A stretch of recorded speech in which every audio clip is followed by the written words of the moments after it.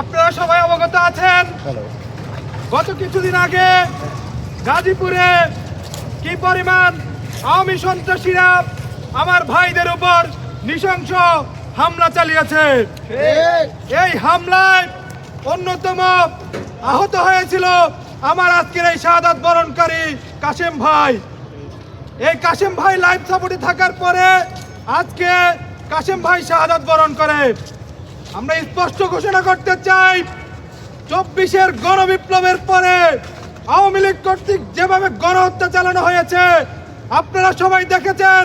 আজকে জাতিসংঘ কর্তৃক রিপোর্ট পাবলিশ করা হয়েছে, যেখানে বলা হয়েছে হাসিনা সরাসরি নিজ হুকুম দিয়ে মানুষ খুন করিয়েছে।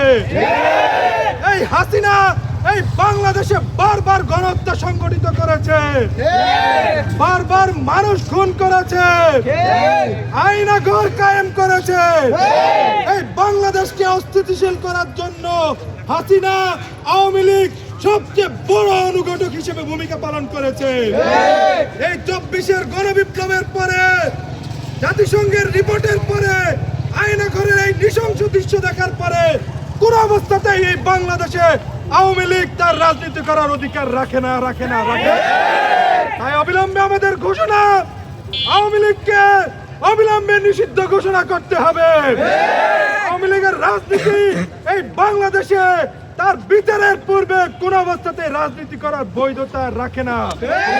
আমাদের কাছ থেকে স্পষ্ট ঘোষণা, আজ যদি আমরা আওয়ামী লীগের সন্ত্রাস দমন করতে না পারি, কাল কিন্তু এই কাশেমের জায়গায় আপনি আমার নাম কিন্তু আসতে বেশি দেরি নাই।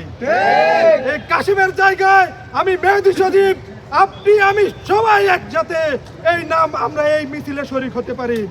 তাই আসুন আওয়ামী লীগকে নিষিদ্ধের দাবিতে, এই বাংলাদেশ থেকে সন্ত্রাসবাদ নিষিদ্ধের দাবিতে আমরা সবাই মিলে ঐক্য গ্রহণ করি এবং আমাদের যে ছোটখাটো ভুলের কারণে আমরা যে ঐক্য বিনষ্ট করছি, যার কারণে স্বৈরাচার তারা উৎপেতে আছে, তারা আমাদের ভিতর ঢুকে আমাদের ঐক্য নষ্ট করে এই বাংলাদেশকে অস্থিতিশীল করতে চাচ্ছে। আমরা তাদের এই সুযোগ দিব না, কোনো অবস্থাতেই দিতে চাই না। ইন্টারিম সরকারকে বলতে চাই, আপনারা যদি উল্লেখযোগ্য কোনো ভূমিকা রাখতে না পারেন, 24-এর গণ অভ্যুত্থানকে যদি ধারণ করতে না পারেন, তাহলে আজও সময় আছে, আপনারা আপনাদের জায়গা ছেড়ে দেন।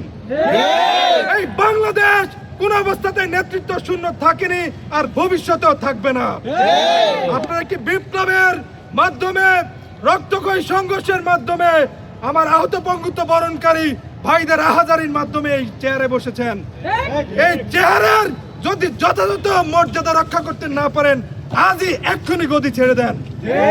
না হয় কিন্তু ছাত্র জনতা যদি পুনরায় যদি বিপ্লবের ডাক দেয়, আপনারাও কিন্তু আওয়ামী স্বৈরাচারের মতো এই বাংলাদেশে জায়গা পাবেন না। অবিলম্বে আওয়ামী স্বৈরাচারীদের বিচার করুন এবং আওয়ামী লীগকে এই ভূখণ্ডের নাৎসি বাহিনী হিসেবে স্বীকৃত আওয়ামী লীগকে নিষিদ্ধের দাবিতে সর্বমহলে সচেতন হন। এই আশাবাদ ব্যক্ত করেই আজকের এই খাটিয়া মিছিলে সমাপ্ত ঘোষণা করছি। আমাদের মিছিল শেষ হবে সেন্ট্রাল মসজিদে গিয়ে। ধন্যবাদ সবাইকে।